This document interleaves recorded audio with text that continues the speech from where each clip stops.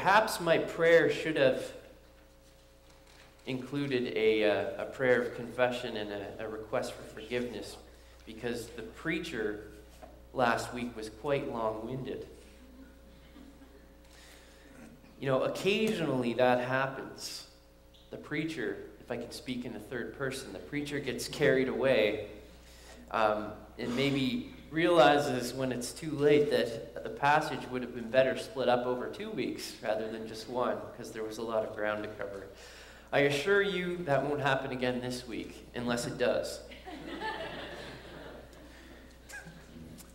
We're going to look at Hebrews chapter 11 this morning, and it is quite a lengthy passage, but again, I won't spend too much time on all of the details. It's one of those passages where there's lots of snapshots, if I can put it that way. So we're going to read it, and then we will dive in. So Hebrews chapter 11. Now faith is being sure of what we hope for and certain of what we do not see. This is what the ancients were commended for. By faith we understand that the universe was formed at God's command, so that what is seen was not made out of what was visible. By faith Abel offered God a better sacrifice than Cain did. By faith he was commended as a righteous man when God spoke well of his offerings, and by faith he still speaks, even though he is dead. By faith Enoch was taken from this life so that he did not experience death. He could not be found because God had taken him away. For before he was taken, he was commended as one who pleased God. And without faith it is impossible to please God, because anyone who comes to him must believe that he exists, and he rewards those who earnestly seek him. By faith, Noah, when warned about things not yet seen, in holy fear built an ark to save his family. By his faith, he condemned the world and became heir of the righteousness that comes by faith. By faith, Abraham, when called to go to a place he would later receive as his inheritance, obeyed and went, even though he did not know where he was going.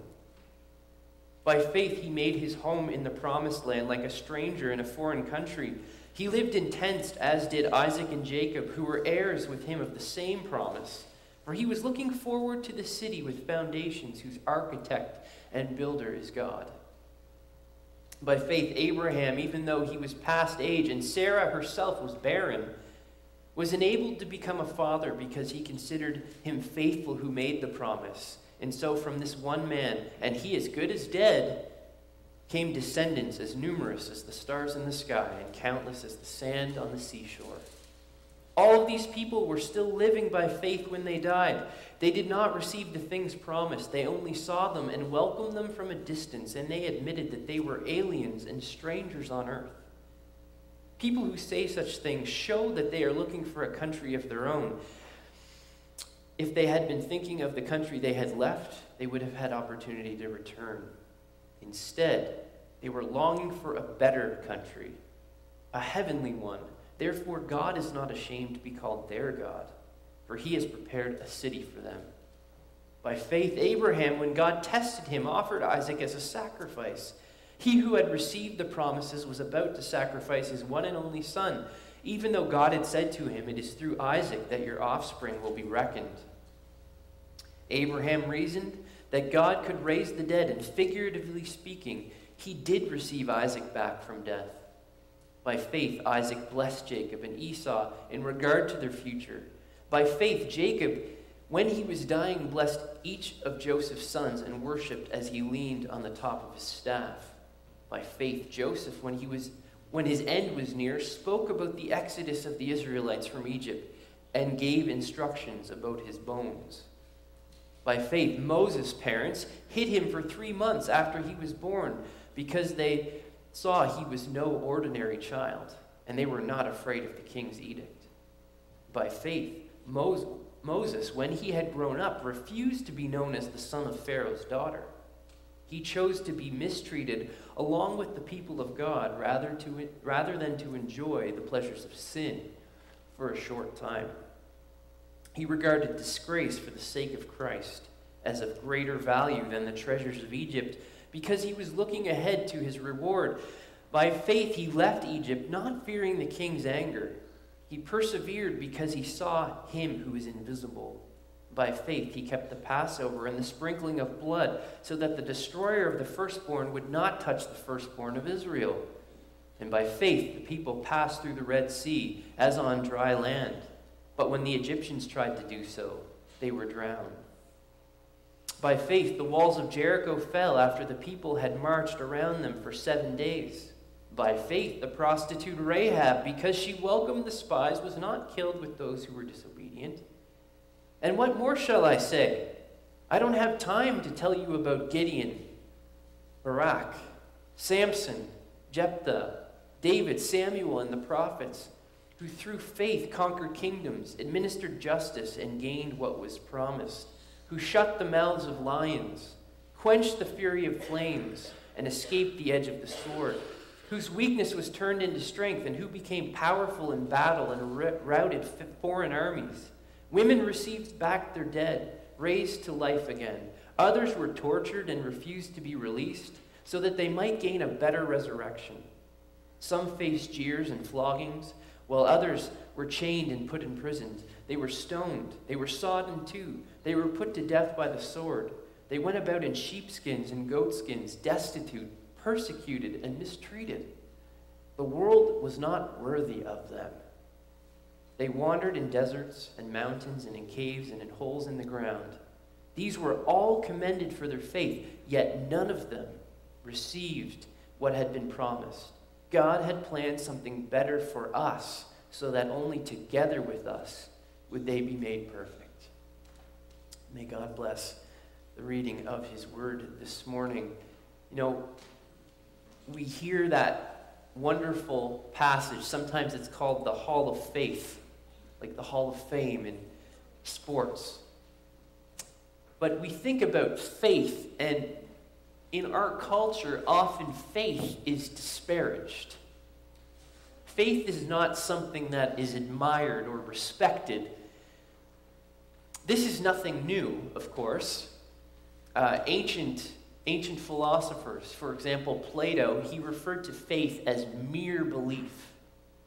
And we have people in modern day like Christopher Hitchens, who has passed away, or Richard Dawkins.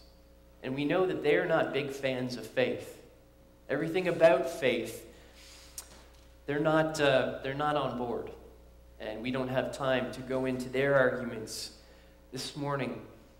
But even when people aren't overtly hostile to the faith, like those gentlemen are, sometimes faith is seen as kind of like a placebo. You know, people will coolly quote statistics about how prayer kind of works in medical settings. And the implication is that it's mind over matter. The soundtrack for this kind of way of thinking might be John Lennon's song, Whatever Gets You Through the Night. You know, it's just, it might do something, but it's not really real. It just kind of gets us over the hump. The thing about that line of thinking, though, is this. Most humans, and this is important, most human beings in the history of mankind have felt very differently about faith. Faith is something profound, according to most people in history, even necessary. Faith is not something to trifle with. And Philo, the ancient Jewish philosopher from around the time of Jesus, he said that faith was the queen of virtues, the queen of the virtues. And so far in the book of Hebrews, just to put this faith chapter in perspective, so far we've learned that Jesus is superior to everyone and everything, every institution. And Jesus' high priesthood, Jesus as our representative, is far above any other priesthood or representative that we could have. And Jesus' sacrifice, as we looked at last week, is far above anything in the sacrificial system of the ancient Israelites.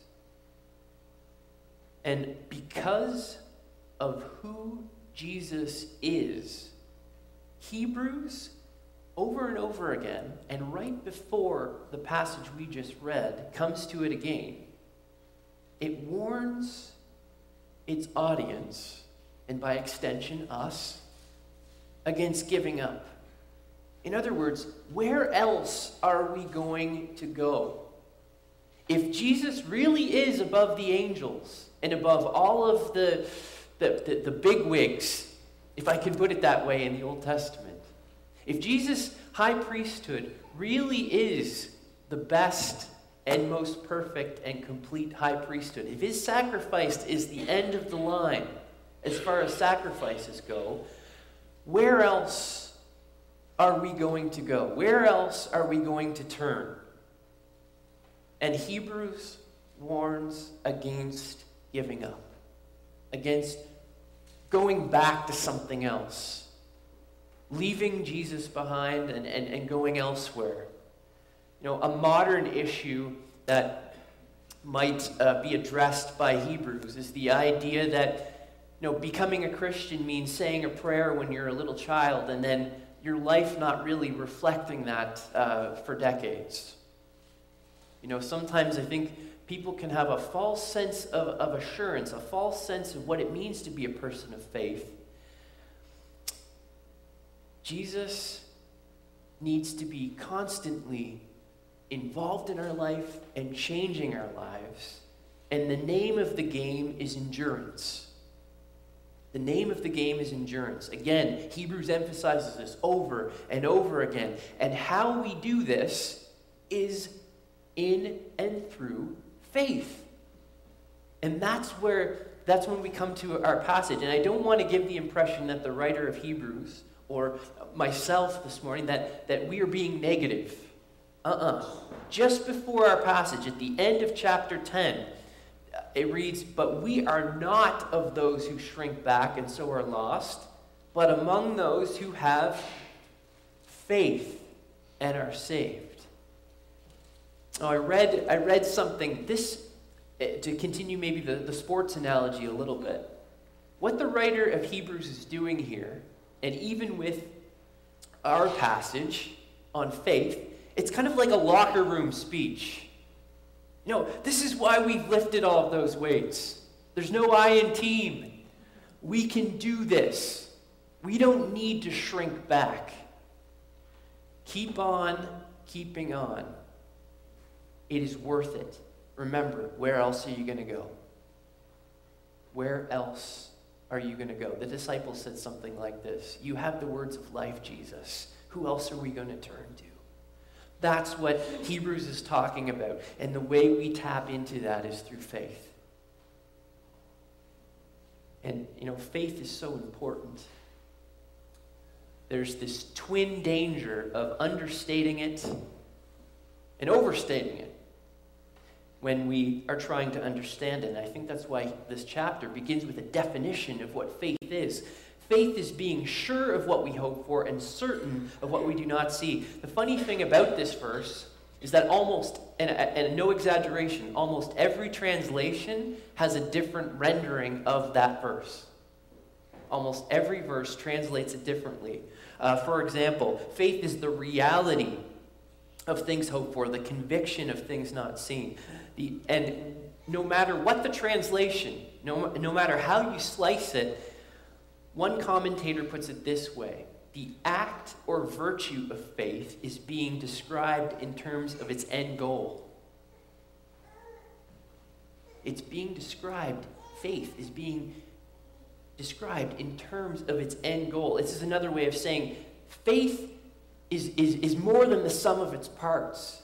It gets us to where we need and want to go. It's powerful. It's not just a placebo. There's something life-changing, universe-altering, really, about faith. And let's start with this wonderful catalog of examples. By faith, we believe that God created everything. And what the rest of the chapter will focus on is this: the heroes in the Old Testament, how did they get their thumbs up from God? How did they get the pat on the back, the affirmation? By faith. There's not some magical, mystical formula. It's by faith. And we're given numerous examples of what this faith looks like. And I guess it's encouraging to know that there's not just one way to live by faith. There's all kinds. By faith, Abel offered God a better sacrifice. You know, Genesis 4, where that story of Cain and Abel is found, it doesn't talk about in detail why Abel's sacrifice was better. But you read between the lines a little bit, and it seems as though that Abel gave a more costly sacrifice. And Hebrews picks up on this. He didn't hold back. The implication is that Cain gave an inferior sacrifice, maybe one that was not so costly. And, you know, by faith, we serve and we worship God. And the question for us is, do we do it wholeheartedly? Or do we just kind of go through the motions? There's a great quotation from Francis Chan. He wrote, he's written a number of books, and probably the most famous is called Crazy Love. Maybe you've read it. But he says this: the God of the universe, the creator of nitrogen, pine needles, galaxies, and E minor is a good guitar chord. He loves us with a radical, unconditional, self-sacrificing love. And what is our typical response? We go to church, sing songs, and try not to cuss. Maybe that's a little harder when you're putting together IKEA furniture, but we already talked about that. No, Jason and I, not that long ago, met with somebody in my office. And this person, just to paraphrase, said, I just want to serve. I just want to serve. I just want to help. And, Jason kind of coyly said, no, we don't need any help. That is a pastor's, that's the dream come true of a pastor. Somebody coming and saying, I want to serve, I want to help out. And that needs to be the attitude of all of us. Wholeheartedly pouring ourselves into what God has called us to. But if I, stay on this point any longer, I'm going to be not true to my word. By faith, Enoch was taken from this life, so he didn't experience death. You're reading through the genealogies in Genesis, and you come across this interesting statement. Enoch walked with God, and then he was taken. The implication is that this Enoch character was so righteous that God just took him to heaven. He didn't die. Kind of like Elijah later on. And the tradition just was very curious about this.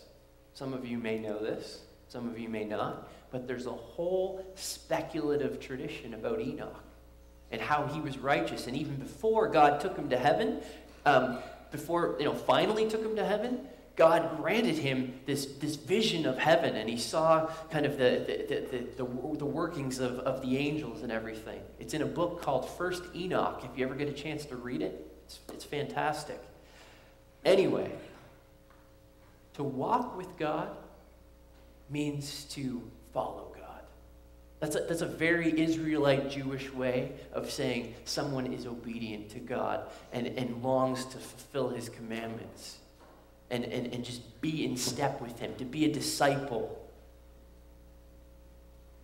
And do we believe that when we do that, God will reward us? Not necessarily with a beam-me-up Scotty kind of experience like Enoch, but do we really, truly, by faith, trust that God will reward us when we live the way he's called us to?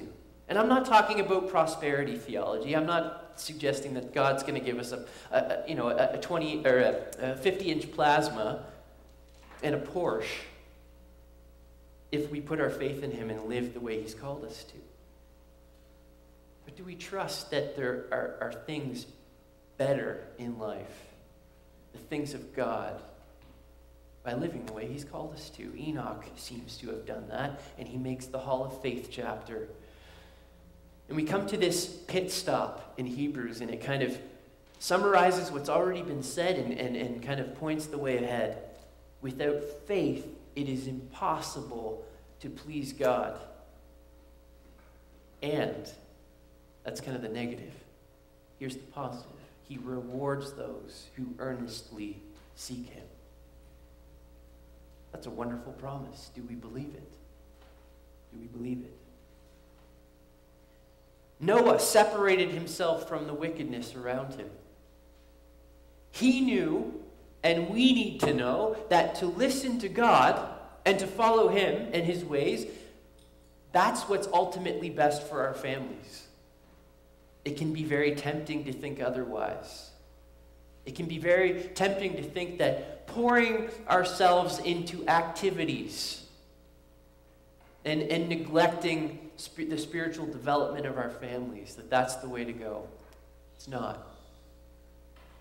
To follow God and to listen to God is ultimately to protect our families from harm. That's what Noah did. How about Abraham? He left his homeland. God asked him to pack up and go, and he did it. Wow. You ever think about that? Abraham doesn't know the God of Israel from a hole in the ground. I don't say that irreverently. But he sensed there was something there, a higher calling, if you will, and he followed God. He even believed God when he was told that his wife Sarah would become pregnant. Now, it's very tempting to ask, how many of you would believe if God told you that you were going to become pregnant? I'm not going to ask you to answer that by raising your hand.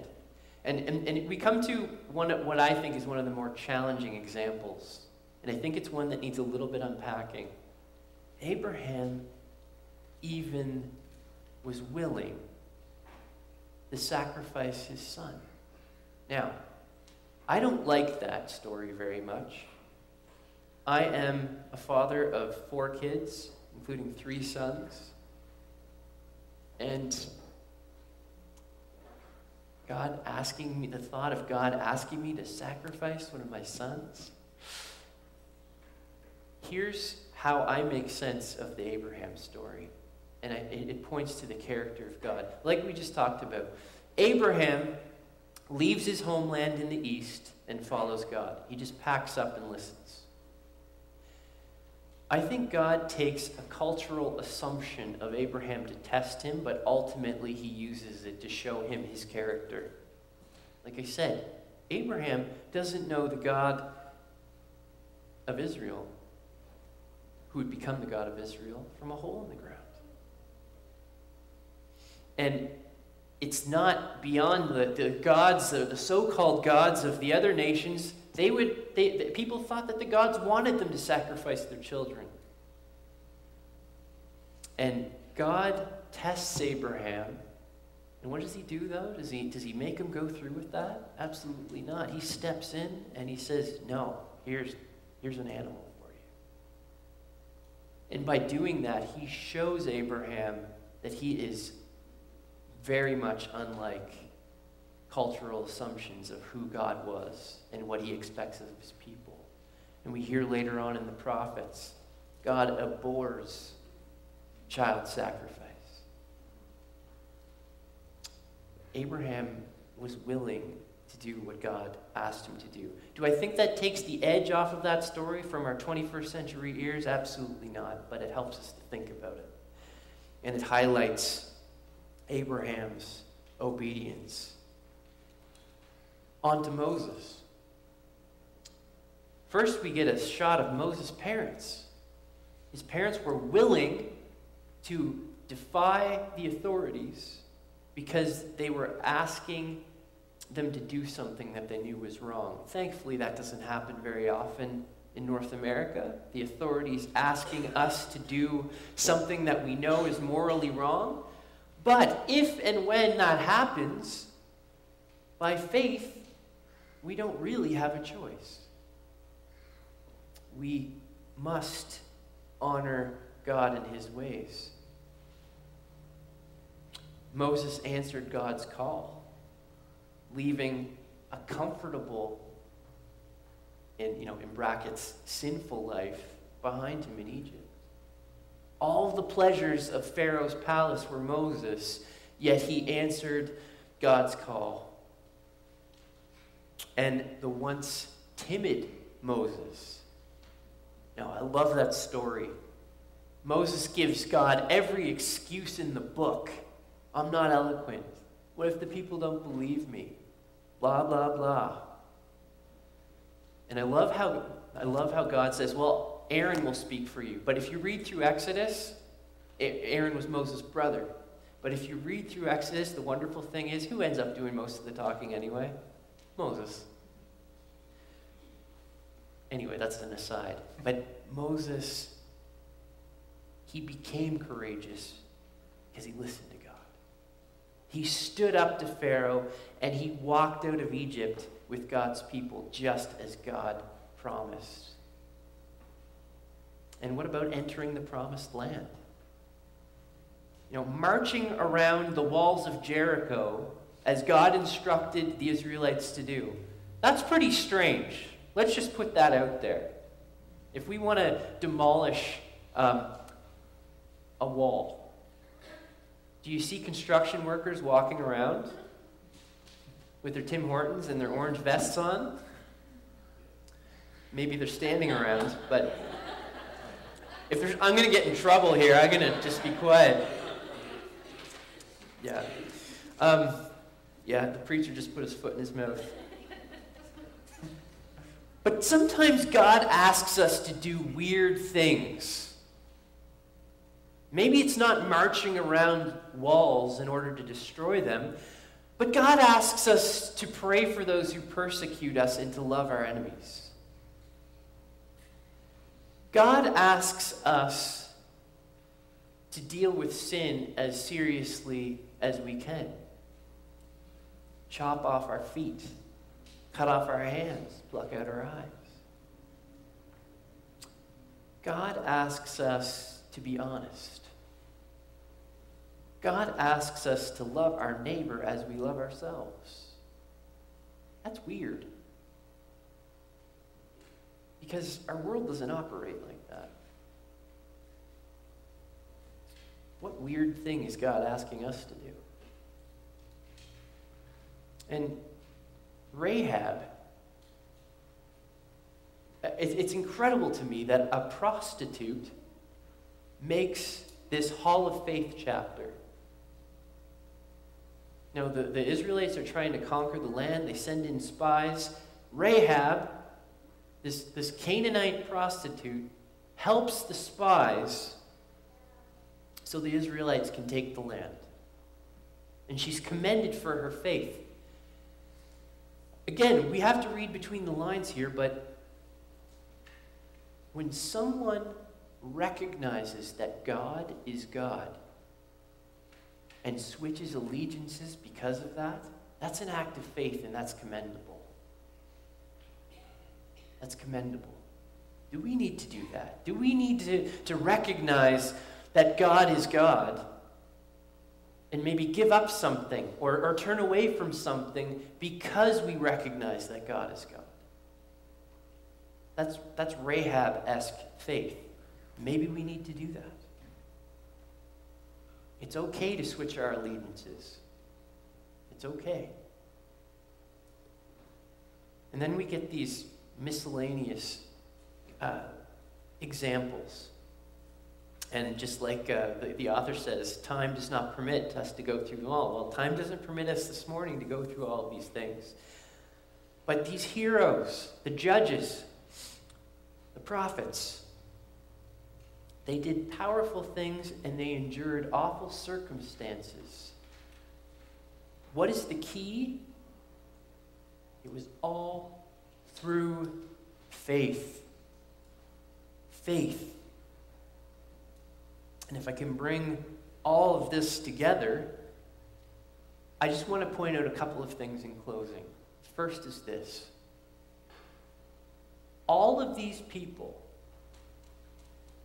there's not a single exception. All of these people were flawed individuals. They were scoundrels at times, scallywags, if you will. They're not in this chapter because they were perfect. And I don't know about you, but I find that pretty darn comforting. Because I'm not perfect. How many of you have ever prayed the prayer, I do believe, Lord, help my unbelief?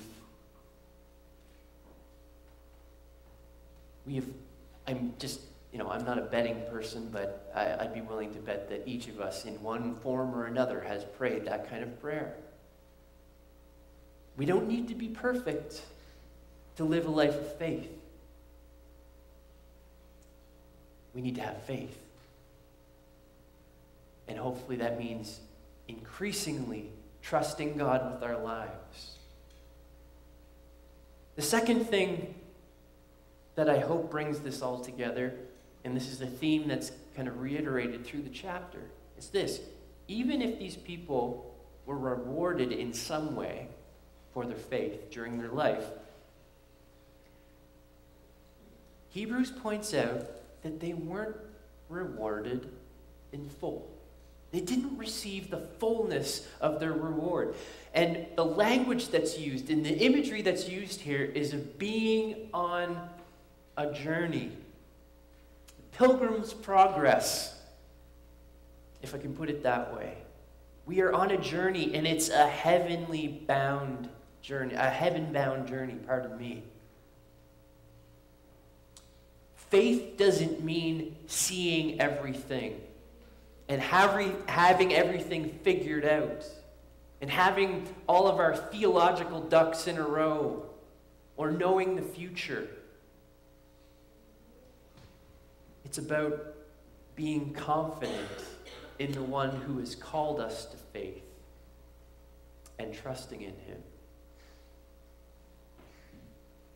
We're all on this heaven-bound journey, and this idea of not receiving the reward in full. This is especially true of the Old Testament saints that we've just looked at. Even if these saints weren't sure what they were waiting for as far as the specifics are concerned, Hebrews makes clear that, one, Jesus is the one who is the culmination of their hopes, and that their lives pointed to the fullness and perfection of Jesus' better example. But I'm jumping the gun. More about Jesus as the perfect example of faith next week. But as we reflect on these examples from the Old Testament, let me ask myself, what does a life of faith look like? What do we sense God prompting us to do?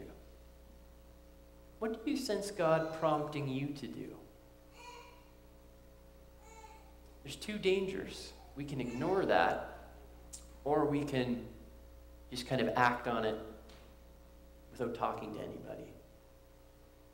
If you feel God prompting you to do something, pray about it and talk to a Christian friend about it. Be willing to step out in faith. How can we take risks? How can we demonstrate courage? How can we maybe even do something strange?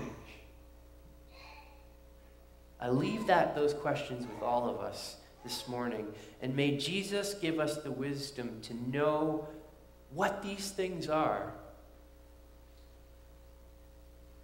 and may we have the faith to do them. Let's pray. Father, we come to you the only way that we can, by faith. And Lord, I would pray that you would increase our faith and that we would step out in faith, whatever that looks like. Place on our hearts the way that you want us to do that. Help us to know it is you who is speaking to us. And may we faithfully follow your lead. In Jesus' name, amen.